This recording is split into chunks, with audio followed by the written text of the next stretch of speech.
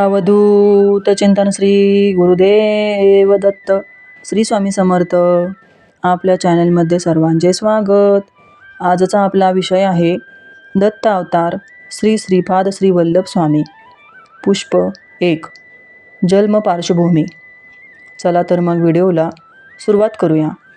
या कलियुगात भक्तांचा उद्धार करण्यासाठी आद्यदेव श्री ब्रह्मा, विष्णू, शिव या त्रिमूर्तींनी श्री दत्तात्रय यांचा अवतार घेतला. ब्रह्मदेव चंद्र झाला, श्री विष्णू दत्त झाला आणि महेश दुर्वास झाला. काही दिवसांनी चंद्र व दुर्वास मातेला म्हणाले, आम्ही दोघे तपाला जातो. तिसरा दत्त तेथेच राहिला. तोच त्रिमूर्ती आहे असे समज. अनुसयेने अनुज्ञा दिली असता चंद्र व दुर्वास तप करण्यासाठी निघून गेले. त्रिमूर्ती दत्त मात्र आईवडिलांची सेवा करीत तेथेच राहिले. ब्रह्मदेव आणि शंकर यांनी आपापले दिव्य अंश दत्ताच्या ठिकाणी स्थापन केले.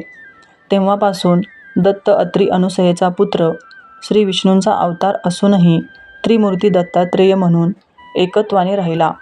अत्री म्हणून आत्रेय व अत्री अनुसयेला देवांनी तो दिला, म्हणून दत्त तो दत्तात्रेय. महाप्रभू हाच गुरु परंपरेचे मूळ पीठ आहे. श्री दत्तात्रेय यांचे पासून पुढे 3 अवतार झाले आहेत. प्रथम श्री गुरु श्रीपाद श्री वल्लभ महाराज, द्वितीय श्री गुरु श्री नृसिंह सरस्वती महाराज व तिसरा अवतार श्री स्वामी समर्थ महाराज. हे तिन्ही अवतार श्री गुरु दत्तात्रेय आहेत. श्रीपाद श्री वल्लभ यांचा जन्म भाद्रपद शुक्ल पक्ष, गणेश चतुर्थी व कृष्ण यजुर्वेद शाखा आपस्तंभ, सूत्र भारद्वाज, गोत्र भवब्रह्मशी घंटीकोंडा, अपालराज शर्मा आणि महाराणी सुमती देवी यांच्या पोटी झाला. या अवतारांची माहिती गुरुचरित्रात 5, 8, 9 व 10 या 4 अध्यायात आलेली आहे. श्री दत्तांचा पहिला अवतार असलेल्या श्रीपाद वल्लभाबद्दल मात्र खूप कमी माहिती उपलब्ध आहे. भगवान श्री दत्तात्रेय जगद्द्वारासाठी इसवी सन 1920 मध्ये आंध्र प्रदेशातील पूर्व गोदावरी जिल्ह्यात पिठापूर नावाच्या गावात अपळराज नावाच्या एका ब्राह्मणाच्या घरी झाला. तो आपस्तंभ शाखेचा ब्राह्मण होता.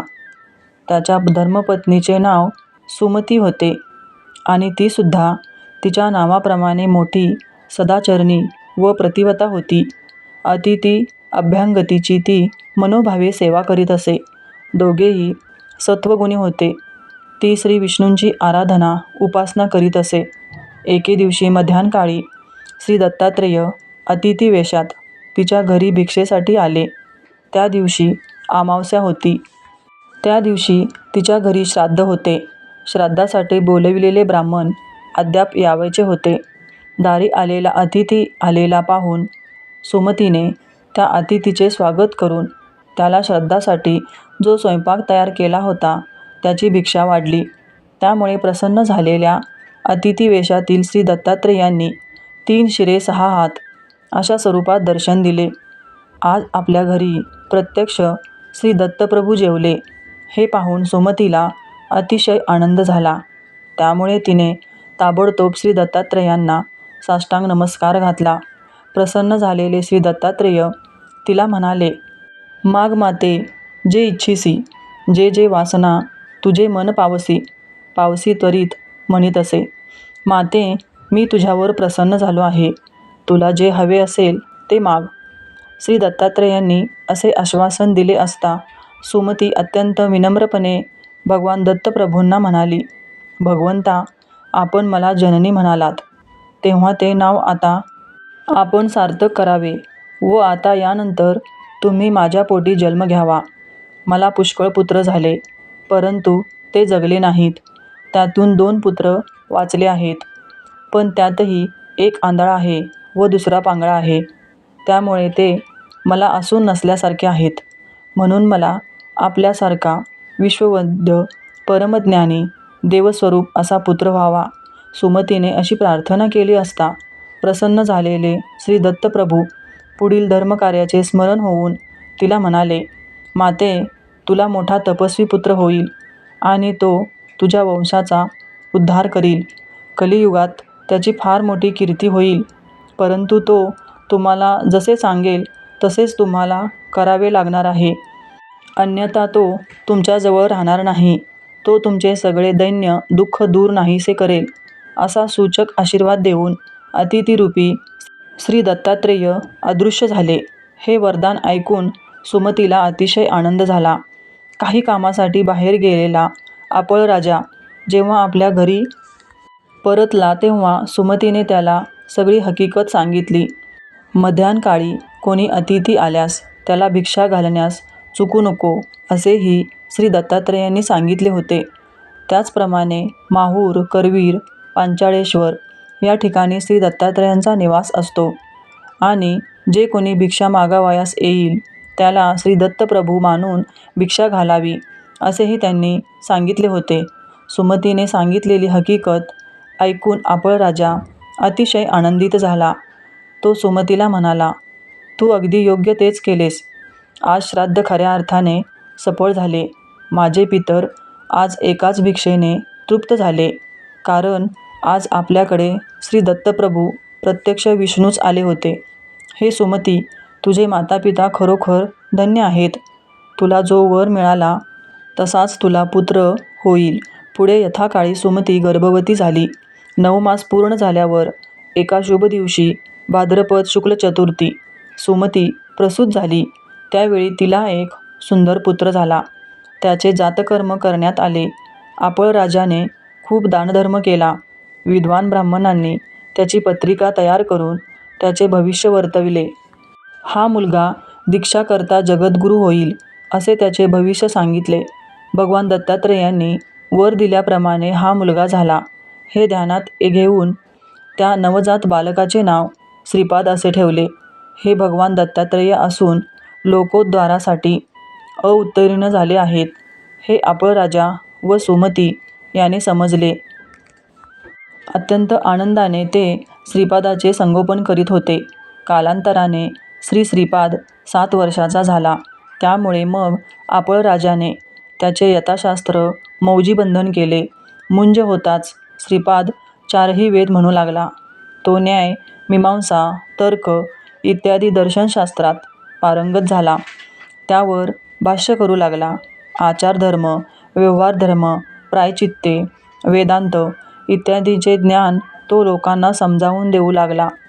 श्रीपादाची असामान्य बुद्धिमत्ता पाहून लोक आश्चर्याने थक्क झाले. त्यांच्या मुखातून ज्ञानश्रवण करण्यासाठी अनेक लोक पिठापुरास येऊ लागले. श्रीपाद 16 वर्षाचे झाले. मातापित्यांनी श्रीपादांच्या विवाहाबद्दल चर्चा सुरू केली. त्यांनी श्रीपादांना विवाहाविषयी विचारले. त्यावेळी ते म्हणाले, मी विवाह करणार नाही. माझा वैराग्य नावाच्या स्त्रीबरोबर अगोदरच विवाह झाला आहे. मी तर तपस्वी ब्रह्मचारी आहे. त्यामुळे योगश्री हीच माझी पत्नी होय. माझे नावच श्रीवल्लभ आहे. मी आता तप करण्यासाठी हिमालयात जाणार आहे. हे ऐकून आईवडिलांना खूप वाईट वाटले. परंतु तुला ज्ञानीपुत्र होईल, त्यामुळे तो तुम्हाला जसे सांगेल तसे तुम्ही वागा. हे श्री दत्तप्रभूंचे शब्द सुमतीला आठवले. या मुलाचा शब्द आपण मोडला तर काहीतरी विपरीत होईल, तेव्हा याला अडवून चालणार नाही. असा विचार करून आईवडील त्यांना म्हणाले, बाळा, तू आमच्या म्हातारपणी आमचा सांभाळ करशील अशी आम्हाला आशा होती, पण आम्ही तुला अडवित नाही. आपल्याला पुत्रवियोग होणार या विचाराने सुमती दुःख करू लागली. तेव्हा श्रीपाद तिला समजावीत म्हणाले, तुम्ही कसलीही चिंता करू नका. तुम्हाला हवे असेल ते मिळेल. मग त्यांनी आपल्या आंधळ्या व पांगळ्या बंधूंकडे अमृत दृष्टीने पाहिले आणि त्याच क्षणी परिस्पर्शाने जसे लोखंडाचे सोने होते त्याप्रमाणे त्या दोघा भावांना दिव्य देहप्राप्ती झाली. आंधळ्याला दृष्टी आली व पांगळ्याला पाय आले. त्या दोघांनी श्रीपादांच्या चरणकमळावर डोके ठेवले. आम्ही आज कृतार्थ झालो, धन्य झालो असेही ते म्हणाले. श्रीपादांनी त्यांच्या मस्तकावर वरदहस्त ठेवून आशीर्वाद दिला. तुम्हाला पुत्रपौत्रासह सर्व प्रकारची सुखसमृद्धी प्राप्त होईल. तुम्हाला दीर्घायुष्य प्राप्त होईल. तुम्ही चिरकाळ सुखाने नांदाल. तुम्ही आईवडिलांची सेवा करा. तुम्ही परमज्ञानी व्हाल. शेवटी तुम्हाला मोक्ष प्राप्त होईल. मग ते आईवडिलांना म्हणाले, या दोन्ही मुलांच्या सहवासात राहून तुम्ही शतायुषी व्हाल. आता मला परवानगी द्या. मी उत्तर दिशेला जात आहे. अनेक साधुजनांना मी दीक्षा देणार आहे. सर्वजण श्रीपादांच्या पाया पडले. श्रीपाद श्रीवल्लभ घरातून बाहेर पडले. एकेकी गुप्त झाले. श्री गुरुचरित्र या मराठी ग्रंथामध्ये त्यांच्याबद्दल फारच थोडी माहिती उपलब्ध आहे. दत्तभक्त व सामान्य लोकांना कारंजा क्षेत्राचे श्री नृसिंह सरस्वती आणि अक्कलकोट क्षेत्राचे श्री स्वामी समर्थ हे दत्तगुरूंचे 2 अवतार चांगले माहीत आहेत. पण पहिला अवतार असलेल्या श्रीपाद वल्लभांबद्दल मात्र खूपच कमी माहिती ठाऊक आहे. या पार्श्वभूमीवर श्रीपाद श्रीवल्लभांच्या अलौकिक कार्याचा तसेच पिठापुरम या त्यांच्या जन्मक्षेत्राचा थोडक्यात घेतलेला धांडोळा उद्बोधक आणि अनेकांच्या माहितीत नव्याने भर टाकणारा ठरेल अशी अपेक्षा आहे. त्याचे समकालीन असलेल्या शंकर भट्ट यांनी लिहिलेले चरित्र संस्कृत भाषेत होते आणि नंतर त्यांचा तेलुगू भाषेत अनुवाद झाला. निवास क्षेत्र कुंवरपूर, कर्नाटक राज्य येथे तर त्यांचा संप्रदाय हाही श्री दत्त होता व त्यांचा पेहराव ब्रह्मचारी होता. श्री नृसिंह सरस्वती हे जरी गुरुचरित्र या ग्रंथाचे नायक असले तरी त्यांच्या पूर्वावतार म्हणून विख्यात असलेले श्रीपाद श्रीवल्लभ यांच्या चरित्रातील काही ठळक घटनाच सरस्वती गंगाधरांनी श्री गुरुचरित्र या ग्रंथात विशद केल्या आहेत, ज्या 5, 8, 9 व 10 या 4 अध्यायात त्या आढळतात. विशेष म्हणजे गुरुचरित्रात अन्यत्र कोठेही श्रीपाद श्रीवल्लभांचा नामोल्लेखही नाही. ग्रंथकर्त्यांचा हेतू प्रामुख्याने श्री नृसिंह सरस्वतींच्याच लीला वर्णन करण्याचा असल्यामुळे श्रीपाद श्रीवल्लभांची माहिती गुरुचरित्रात केवळ पूर्वपीठिका सांगण्यापुरतीच आलेली आहे. श्रीपाद श्रीवल्लभ स्वामी महाराजांच्या अवतार कार्याचे कारण सांगणाऱ्या ओव्या श्री गुरुचरित्रातील 49व्या अध्यायात आल्या आहेत. या ओव्याप्रमाणे श्रीपाद श्रीवल्लभ स्वामी महाराजांच्या अवतार कार्याचे कारण असे आहे की जगामध्ये कलियुगामुळे विपरीत ज्ञान वाढू लागले. त्यामुळे आत्मज्ञान प्राप्तीच्या मार्गावर आंधळा आणि बहिरा असल्याप्रमाणे भक्तांची अवस्था होऊन कोणास काहीच कळेनासे झाले.